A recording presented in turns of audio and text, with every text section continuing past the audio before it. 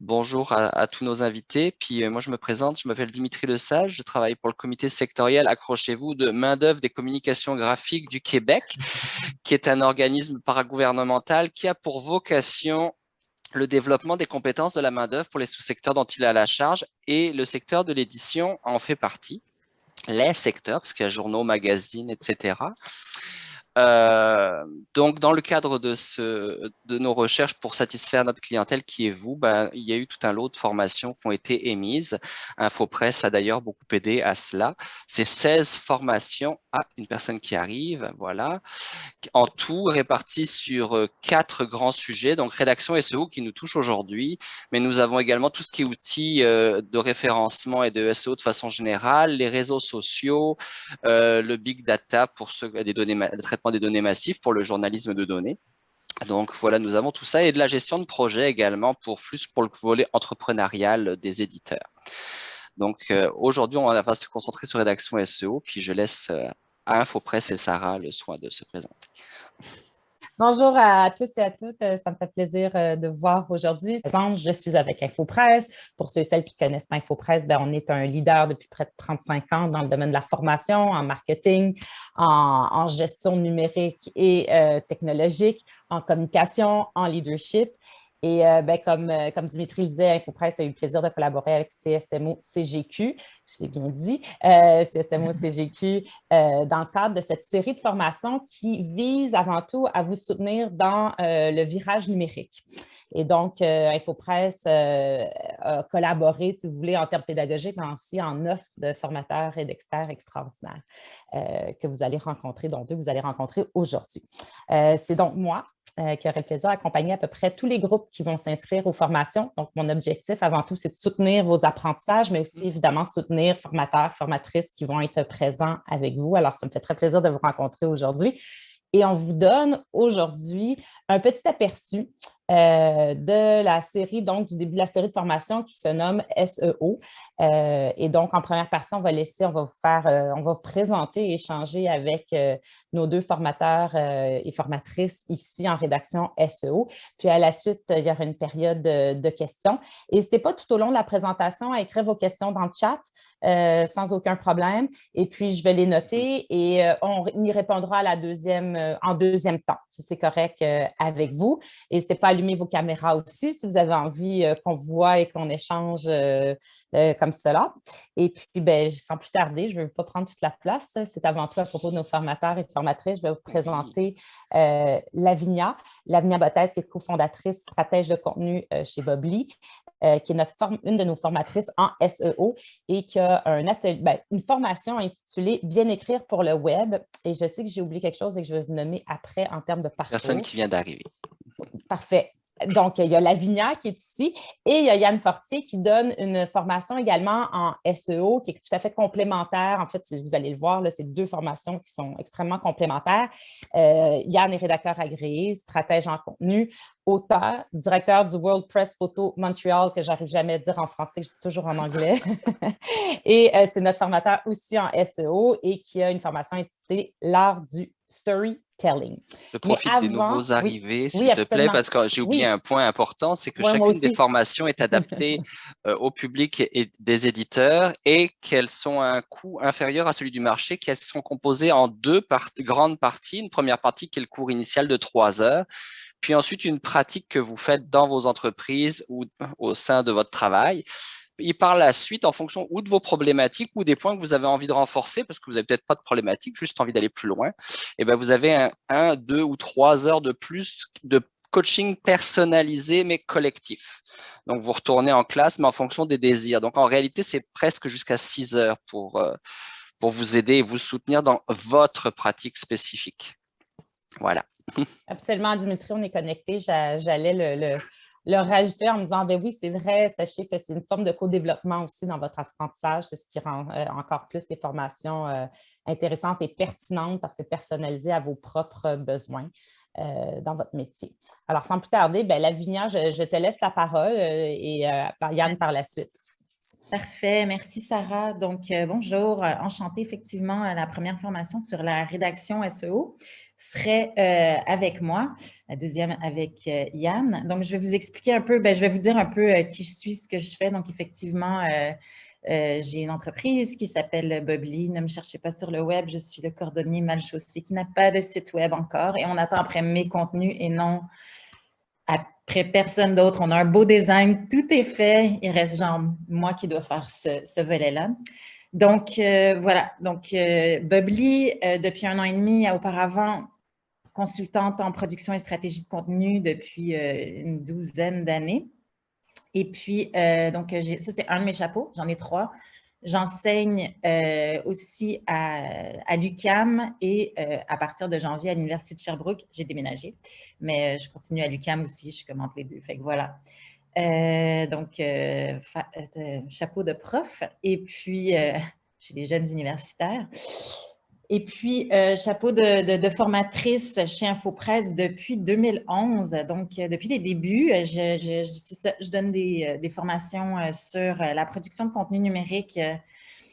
C'est ça. Depuis, je suis dans mon petit tunnel là, depuis un bon moment. Fait que ce qu'on voit ensemble, en gros, c'est pour ça que puis Dimitri l'a ajouté le volet, genre que c'est personnalisé à votre milieu. En fait, c'est une formation où est-ce qu'on va parler de SEO, donc de l'optimisation de contenu rédactionnel pour les moteurs de recherche, mais c'est sûr qu'il y a un volet genre UX, donc pour ceux qui ne savent pas, expérience utilisateur, comment est-ce qu'on structure, comment est-ce qu'on hiérarchise le contenu, c'est quoi, qu'est-ce qu'on met en premier, qu'est-ce qu'on met en deuxième, etc., en troisième, pourquoi ça a une importance dans le parcours utilisateur en fonction des pages de vos articles. Et évidemment, le troisième point qui est absolument nécessaire, c'est le ciblage, donc personnalisation, évidemment, par rapport à des personas et tout ça, et non par rapport à une personne en particulier. Donc, c'est sa création, l'importance de créer et de s'adresser à des cibles. Donc, tout ça, encore une fois, en fonction de cette espèce de parcours utilisateur, on ne peut pas passer à côté, disons. Donc, voilà pour ce qu'on voit de mon côté. Là, Yann, je te laisse prendre la parole. Il va expliquer un peu la complémentarité. Puis, je pense que c'est vraiment important de savoir, tu sais, puis je mets l'accent là-dessus, sur la complémentarité des deux formations comme telles. Donc, Yann, vas-y. Merci Lavinia. Effectivement, donc, il faut vraiment le voir comme une passerelle.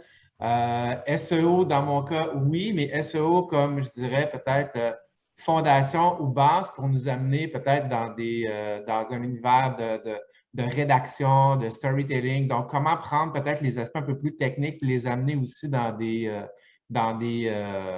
zones peut-être pour capter l'attention, stimuler la découvrabilité des contenus, préserver cette attention-là, créer de l'engagement, ultimement nous amener jusqu'à la conversion, hein, n'est-ce pas? Donc, de mon côté, c'est ça, je suis spécialiste en rédaction, en stratégie de contenu. Également, je collabore avec plusieurs quotidiens, en fait, les 3 plus importants au Québec, plusieurs magazines, plusieurs médias numériques aussi, que ce soit pour rédiger du contenu de marque, que ce soit pour soutenir des équipes de communication, de marketing, des gens à différents niveaux aussi dans des organisations comme celle-là. Je travaille aussi pour plusieurs agences de com, plusieurs agences de pub, plusieurs clients nationaux aussi comme rédacteur, oui, mais aussi en marge, je livre, par exemple, des guides de normes rédactionnelles. Donc, ça peut être un 12 pages ou un 80 pages, des fois, quand c'est des gros chantiers sur qu'est-ce qu'on applique comme contenu dans notre organisation, qu'est-ce qu'on ne fait pas. J'anime des ateliers aussi, des fois, pour aider les organisations à améliorer leur brief, la chaîne d'approbation, ou améliorer, des fois, ça peut être juste comment améliorer la concision pour livrer des textes qui vont être plus clairs, plus percutants. Je parlais de storytelling tantôt, c'est ça, j'ai publié 2 romans dans les 5 dernières années aux éditions Marchand de Feuilles. C'est sûr que ça m'a amené une autre réflexion, peut-être un push supplémentaire au niveau de la rédaction puis au niveau de certains enjeux qu'on peut avoir particulièrement en 2022. Je suis directeur général, comme Sarah le mentionnait tantôt, du WordPress Photo. Ça me donne un angle très actif, si on veut, au niveau des enjeux organisationnels, hein, pour aller chercher l'adhésion des gens, faire du développement de public, puis faire de la communication qui va être porteuse, si on veut. Donc, je donne aussi plusieurs formations qui touchent donc de près ou de loin la rédaction, dont la plus récente qui permet de tirer tout le potentiel insoupçonné du logiciel Antidote, dont plusieurs outils, prismes et filtres d'ailleurs, sont extrêmement aidants, extrêmement facilitants au niveau du SEO. Si vous voulez aller voir mon site, c'est yanfortier.ca. Au niveau du contenu de la formation, donc pour le CSM au CGQ, donc c'est une formation de 3 heures qui a vraiment été spécialement conçue pour vous présenter des observations, des conseils applicables, pour mieux adapter, dans le fond, préserver, c'est ça, l'intérêt puis l'attention du lectorat. Puis donc, comme je disais tantôt, on va parler d'engagement, on va parler de conversion, mais pour moi, ce qui est important aussi, puis c'est aussi de ce côté-là que ce qu'on fait avec Lavinia est bien complémentaire, si on veut, c'est qu'on va prendre un pas de recul, on va prendre le temps de se demander qu'est-ce que les lectrices, qu'est-ce que les lecteurs veulent vraiment en 2022, puis qu'est-ce qu'ils ne veulent pas aussi, puis comment faire pour aller chercher justement ça une fois qu'on a commencé à lire. Hein? On veut déclencher la lecture, mais on veut ensuite la préserver le plus longtemps possible. On reste dans le concret aussi, donc certains modules du 3 heures, on va parler de titre, d'intertitre, d'angle, de tonalité, de différentes choses aussi qui concernent, si on veut, la structure pure d'un texte. Puis, c'est ça, je vais aussi partager quelques astuces en matière de recherche, d'inspiration pour approfondir des sujets, des astuces même pour améliorer l'étape de relecture de vos textes. Hein. On le sait, des fois, il y a comme des ultimes étapes avant d'envoyer un texte. J'ai des trucs aussi à partager de ce côté-là qui sont extrêmement… il y en a qui sont assez surprenants, d'autres aidants, facilitants. Puis, c'est ça, comme on l'avait mentionné ensuite, il y a un autre 3 heures de coaching disponible où là, vous avez l'occasion, si on veut, de façon soit personnalisée, soit en one-on-one, hein, pour le dire en bon français, ou soit en petit ou en grand groupe. Avec l'objectif à ce moment-là de pointer des sujets précis, de les approfondir, puis toujours dans une optique aussi de partage, hein, de donner des formations, c'est aussi avoir le plaisir d'être enrichi par les personnes qui sont là. Donc, c'est un petit peu le fondement là, de cette formation-là. Merci, Anne. Merci, Lavinia. Merci. En tout cas, moi, ça me donne envie. Mais je sais comment c'est adapté aussi aux défis actuels hein, qu'on rencontre tous dans leur virage numérique. Je ne sais pas si tu voulais ajouter quelque chose, Dimitri, ou si tu voulais passer aux périodes de questions. Non, je pense que c'est là, la porte est plutôt ouverte à vous, personnes qui êtes là. Donc, c'est le moment où vous avez des questions à poser. Posez-les par le chat et puis Sarah va les relayer de façon à ce qu'elles arrivent dans le bon ordre pour tout le monde. Donc, allez-y surtout.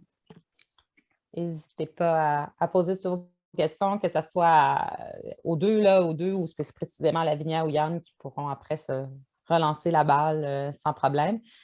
Comment s'adresser à la bonne cible en adaptant ses écrits? Est-ce que, j'ai beaucoup de questions, là, Dimitri nous en a posé plein. Comment s'adresser à la bonne cible en adaptant ses écrits? Est-ce que la taille des écrits a de l'importance en rédaction SEO? On va commencer par ces questions-là. Ou est-ce que je continue le storytelling? On en parle. Allons-y l'une après l'autre. Lavinia, vas-y. Vas-y, Lavinia. Comment s'adresser à la bonne cible en adaptant ses écrits? Alors, je pense qu'il faut définir les cibles avant d'écrire. Je pense que ce serait l'étape qui est très importante à faire donc avant. Donc, définir les cibles. Puis ça, c'est sûr que pour définir les cibles, on le voit dans ma formation en général, c'est vraiment important de partir évidemment de données quantitatives. En général, quand on écrit, on n'est pas des grands fans de chiffres à la base, mais moi, je dis toujours, puis je sais que Yann pense la même chose, c'est tellement important, c'est notre seule façon de nous améliorer. Donc, on va partir de chiffres, de données, puis après ça, on va créer nos cibles et on va créer des personas. Et après ça, justement, à partir de là, à partir de ces personas-là, à partir de nos objectifs d'affaires, à partir d'une stratégie de contenu, là, on peut commencer à s'adresser à ces personnes-là. Comment est-ce qu'on s'adresse directement à eux par rapport à… Il y a plusieurs façons, puis je pense que c'est là où l'art du storytelling est tellement importante et prend son ampleur. Donc, Je laisserai soit Yann compléter si tu veux rajouter quelque chose pour pas peut-être un élément pour compléter. En fait, oui, effectivement, tout ce volet-là personnel qui est extrêmement important, en fait, qui est essentiel, puis qu'on soit un donneur d'ouvrage ou un receveur d'ouvrage, hein, parce qu'il y a peut-être des gens ici qui font les deux ou qui sont dans des positions différentes.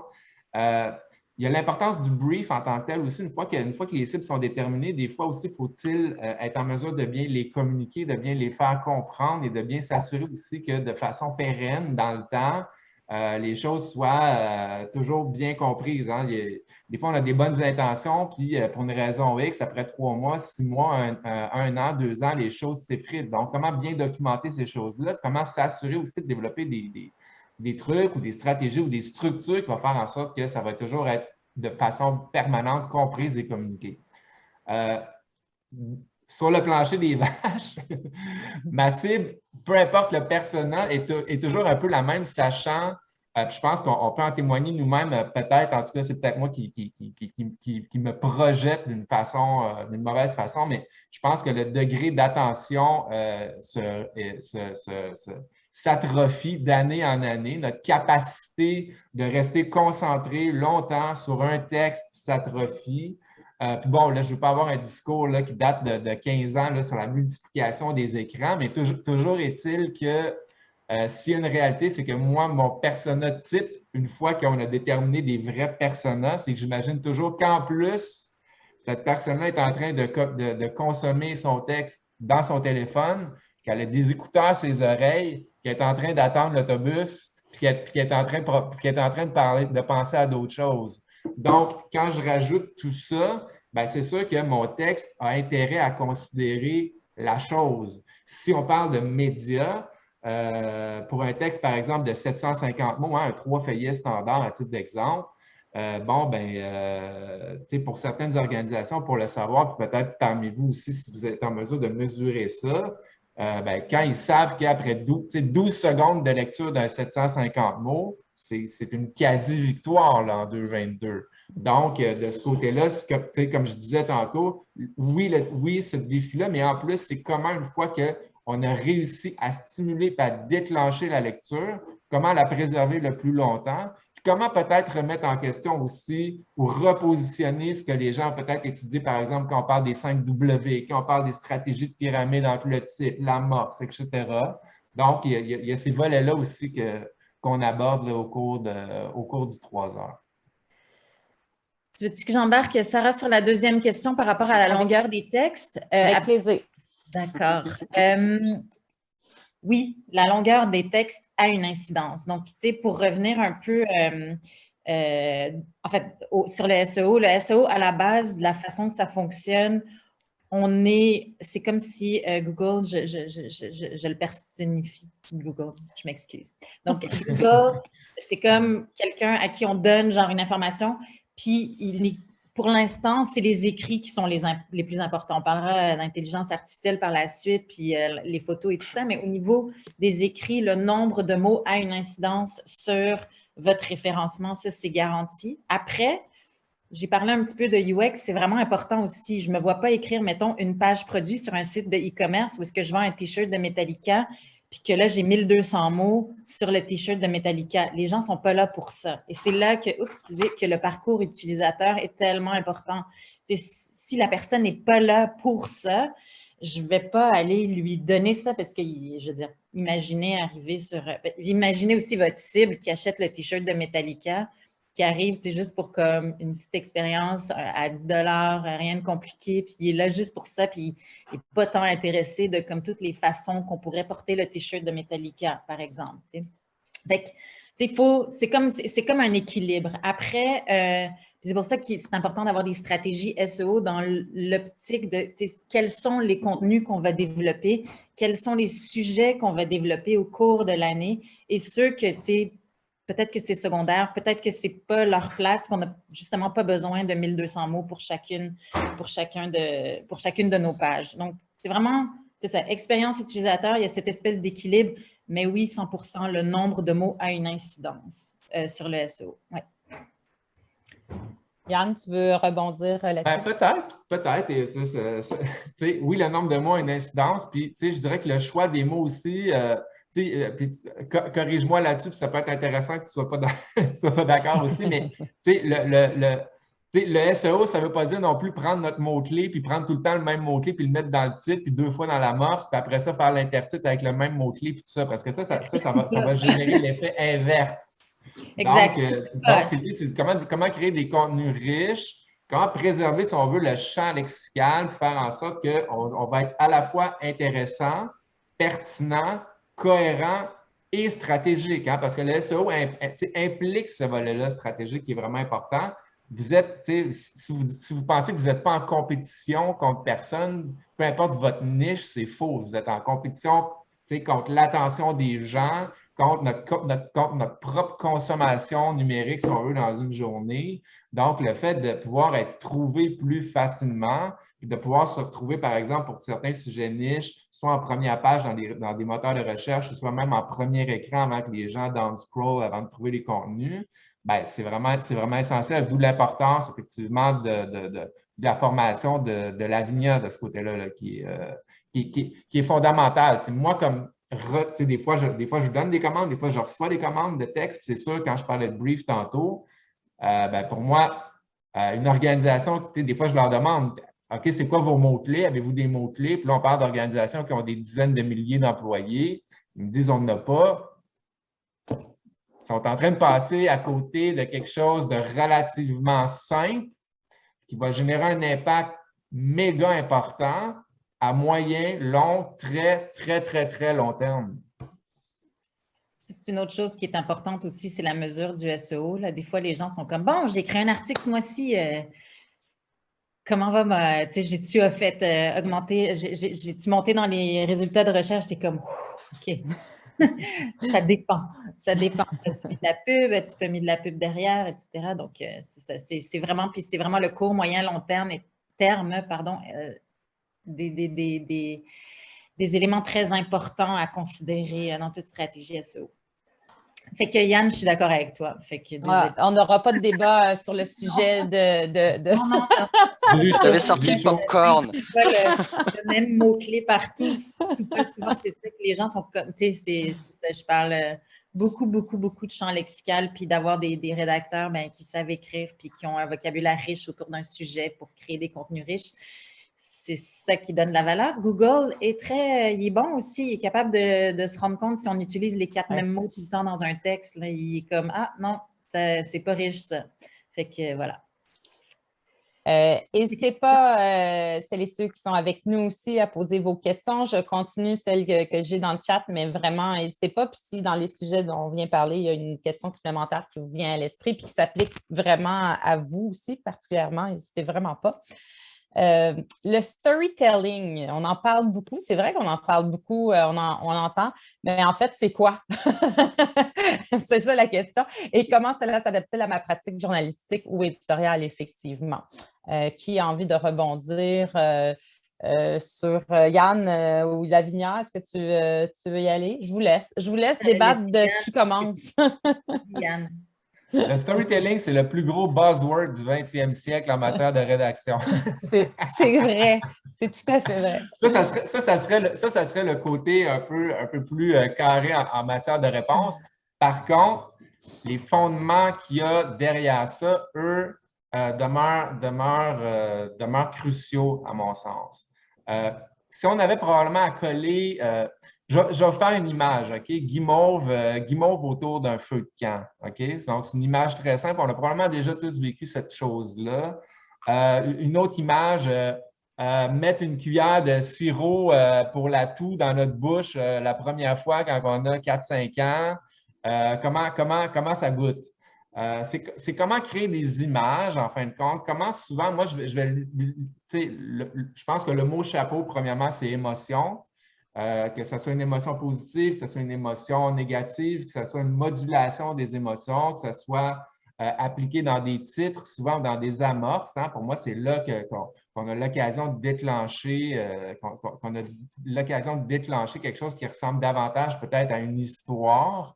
Et pour moi, le tout est compatible quand même avec L'objectivité journalistique, à titre d'exemple, pour celles et ceux qui font de la rédaction journalistique, pour moi, les deux sont compatibles.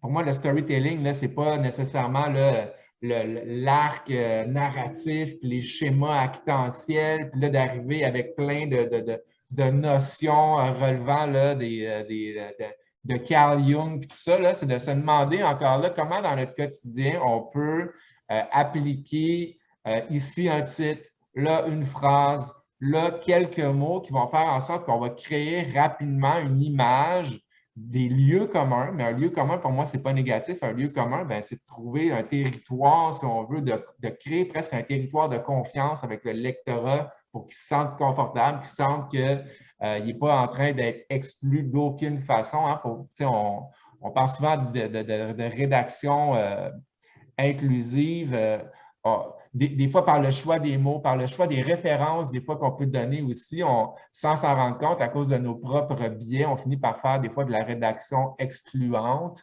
Donc, de ce côté-là, c'est comment imbriquer ça à l'intérieur d'un cadre comme celui-là, puis encore là, toujours en restant, si on veut, sur le plancher des vaches. Là.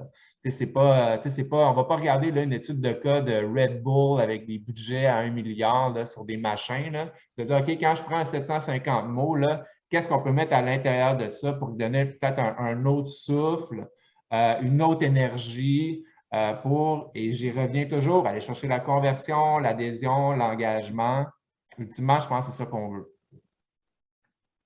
Lavinia, est-ce que tu voulais ajouter quelque chose sur le storytelling? Non, je pense qu'il a bien fait le tour.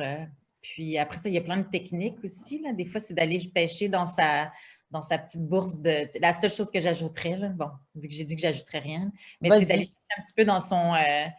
dans son sac d'inspiration. Je dis souvent, moi, je travaille aussi avec une équipe, puis il y en a qui écrivent, ils ont leur go-to, leur façon de faire et tout ça. Il y en a qui font des jeux de mots, il y en a qui font plus de métaphores, il y en a qui font plus de mise en situation et tout ça. Toutes ces façons de faire se valent. Et donc, c'est un petit peu ça. Des fois, c'est de sortir. Si je suis vraiment pas une fille de jeu de mots, là, je suis terrible pour ça, là, mais mettons que j'en faisais.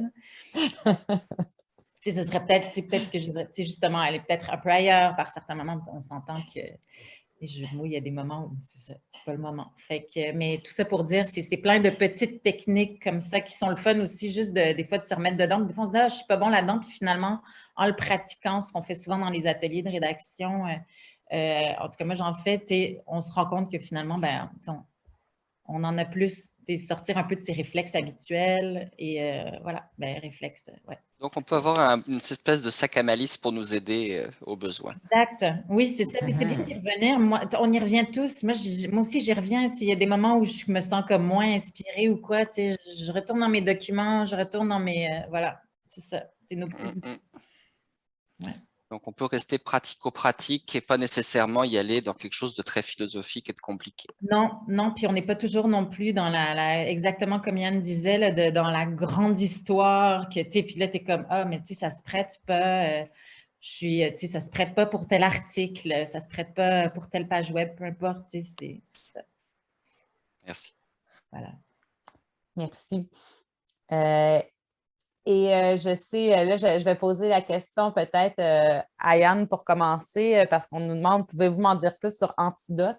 Et que j'ai eu le plaisir de citer une formation qui m'a jeté à terre sur Antidote avec Yann. Parce que, je précise que le développement était dans la deuxième partie qui justement est la personnalisation dont on parle, le coaching collectif qui suit la formation initiale.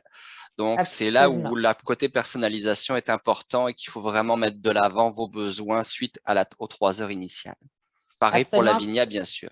Absolument. Exemple, on avait eu pour mettre en contexte, on avait eu une formation avec Anne et puis dans le cadre de cette formation, de ces premiers 3 heures, là, cette première formation à laquelle vous assistez, il y a des participants qui ont dit, nous, on réalise qu'Antidote, on le sous-utilise. J'étais de celles aussi qui le réalisaient ou qui connaissaient à peine Antidote. Et donc, ça a été identifié par certains participants comme étant un besoin plus spécifique.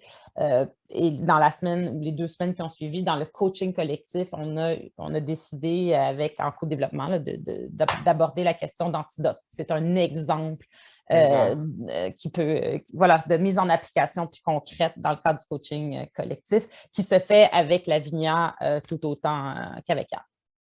Je te laisse aller, Yann. À tort, Antidote est considéré comme un correcteur de texte.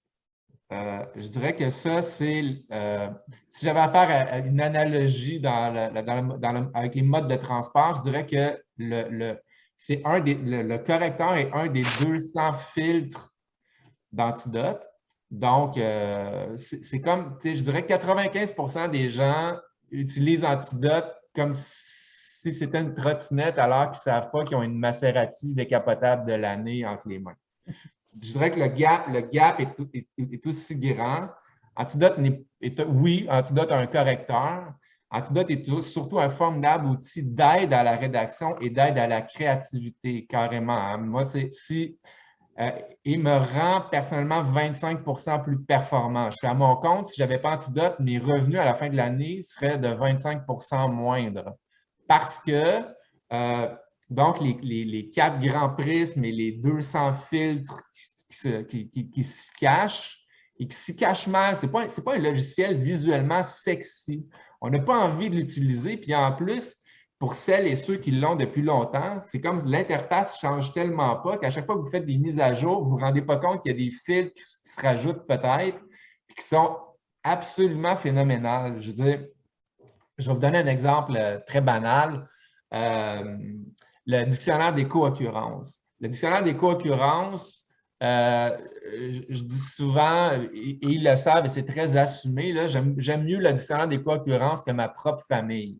Donc, quelqu'un qui n'utilise pas le dictionnaire des co-occurrences et qui ne plonge pas là-dedans se prive d'un univers rédactionnel absolument incroyable pour nous amener toujours dans ce qu'on recherche, c'est-à-dire aller chercher l'adhésion et la compréhension du plus grand nombre.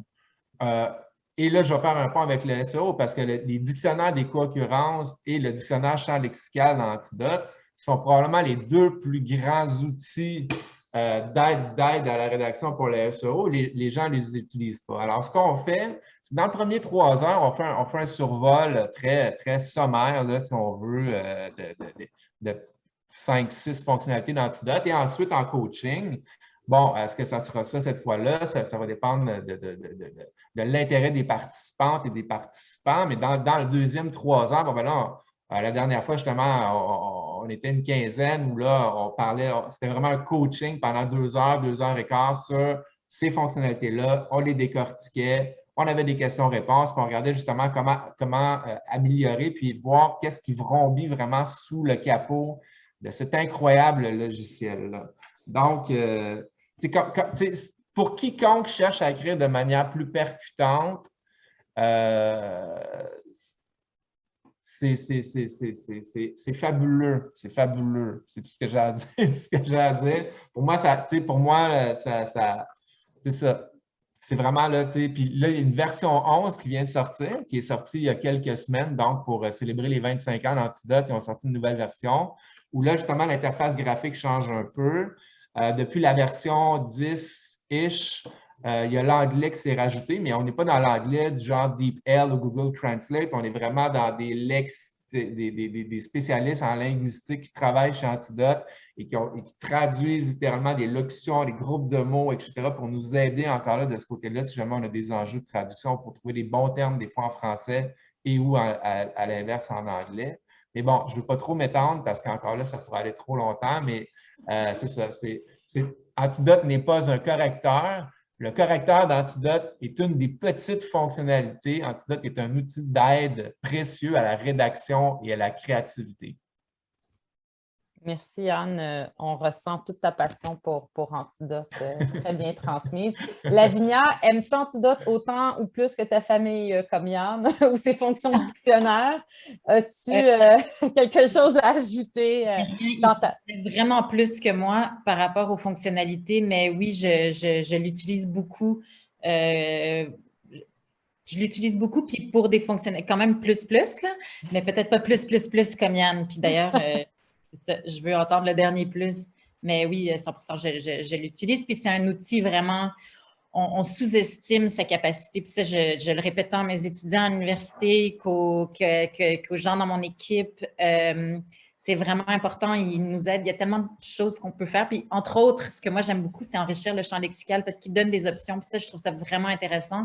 Tu sais, sans aller dans le dictionnaire des synonymes, là, tu sais, on a tous fait ça. En tout cas, moi, je sais qu'au secondaire, je faisais beaucoup ça. J'avais mon petit dictionnaire des synonymes qui est très bien par moment, mais tu sais, Antidote, c'est vraiment comme, voilà, super intéressant comme outil.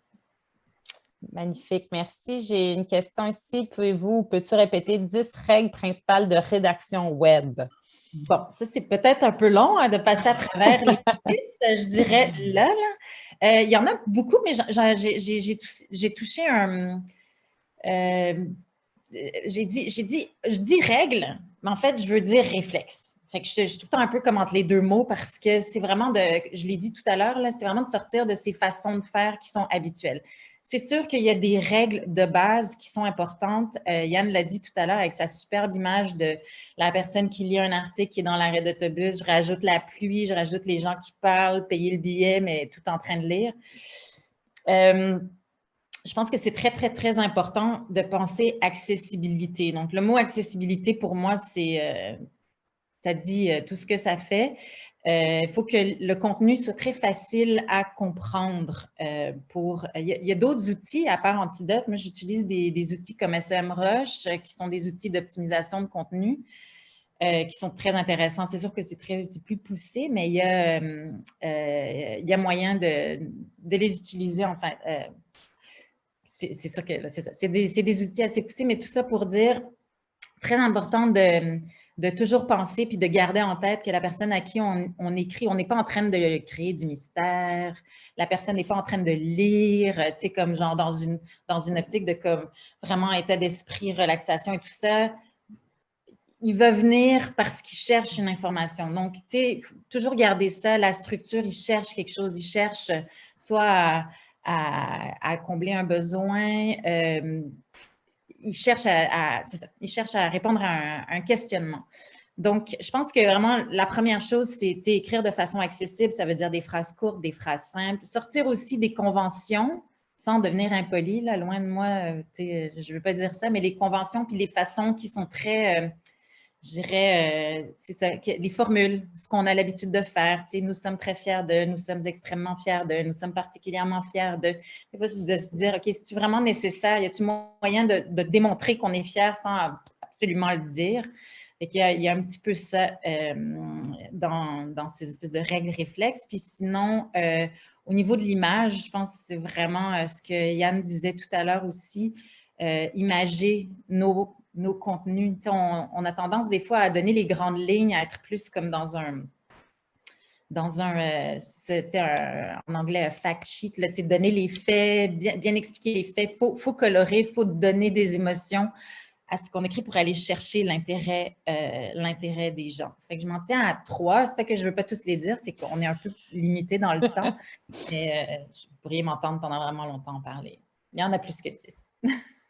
Oui, il y en a plus que 10, mais oui, ben, en tout cas, je sais que on les voit à travers ta formation, ces réflexes dont tu parles. Je fais la même chose sur écrire en majuscule. C'est une chose que on oublie hein, parce qu'on fait des designs, on a des designs aussi dans lesquels des fois on est coincé. Là, je ne suis pas designer, là, moi j'arrive, j'écris pour peu importe qui ou mon sous-titre, il fait 10 mots, mais il est tout écrit en majuscule. Je n'ai jamais fait le design, j'arrive, puis c'est pas lisible, hein, un sous-titre avec 10 mots en majuscule, la psychologie de l'œil et de l'image, bref, mais ça marche pas. On n'est pas capable de lire, on passe très vite. Fait que des fois, le designer, il a peut-être pensé qu'on allait avoir des sous-titres de 2 mots parce qu'on lui a pas dit. Fait que c'est là où il faut vraiment travailler en équipe avec les designers web puis justement avoir quelqu'un spécialisé en UX pour faire créer cette espèce d'équilibre entre le design et le contenu rédactionnel.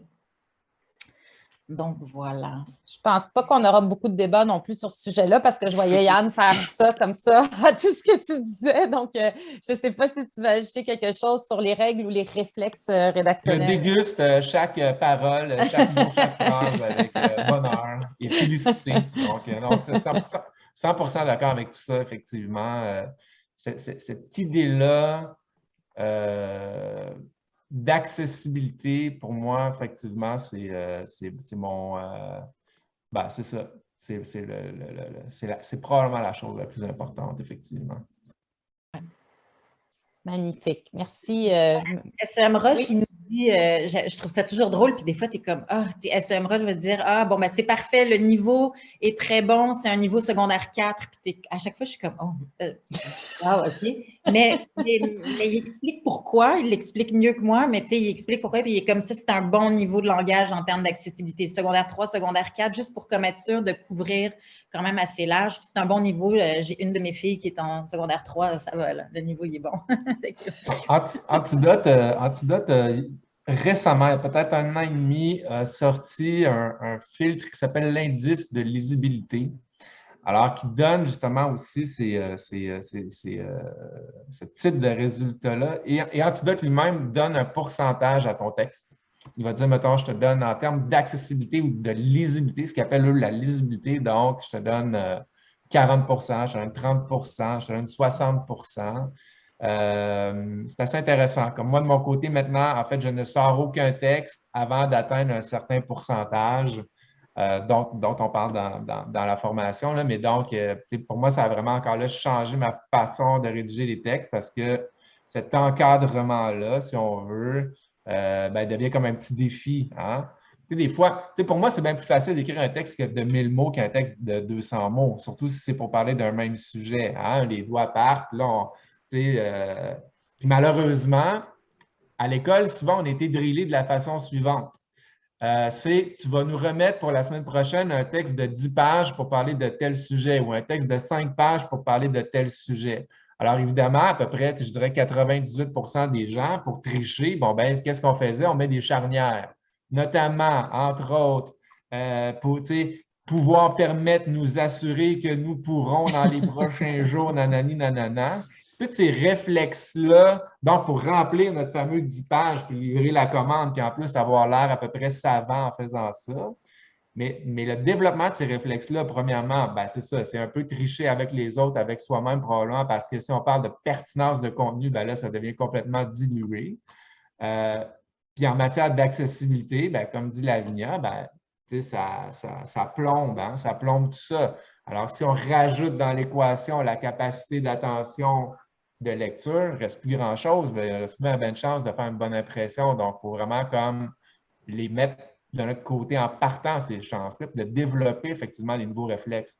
L'idée, ce n'est pas de faire la révolution. L'idée, c'est de donner des pistes pour tranquillement passer vers des petites marches ou créer quelques nouveaux barreaux dans l'échelle d'une certaine évolution en matière de rédaction. C'est plus ça, je pense. Merci, merci à vous deux. Est-ce qu'il y a d'autres questions que vous voudriez soumettre à l'un ou l'autre, les deux formateurs experts, des questions de contenu comme ça, mais aussi sur la formule ou sur spécifiquement le déroulement des formations? N'hésitez pas. Je pense que c'est comme avec les vœux de mariage, c'est qui parle maintenant ou se taise à jamais. Non, vous pourrez poser vos questions aux formations, justement, pour ceux que ça intéresse. Les liens sont disponibles sur les réseaux sociaux, sur la page du CSMO-CGQ. Et de toute façon, si vous êtes là, c'est que vous en avez entendu parler par un de ces biais-là, ou par le courriel de masse ou par les publicités. Donc, on va continuer à en avoir pour que vous puissiez avoir le lien vers le formulaire.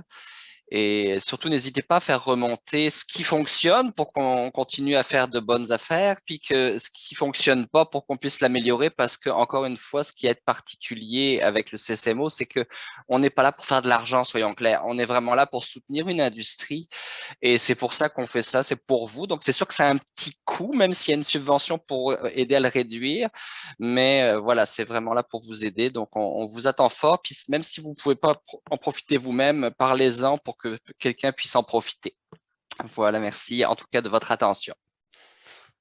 Merci, merci beaucoup. Merci Lavinia, merci beaucoup oui, merci Yann. À tous les deux. Et merci à vous, qui avez assisté à la présentation et à ceux et à celles qui nous écoutent en différé. Merci beaucoup. Bonne fin de journée. Merci, au revoir.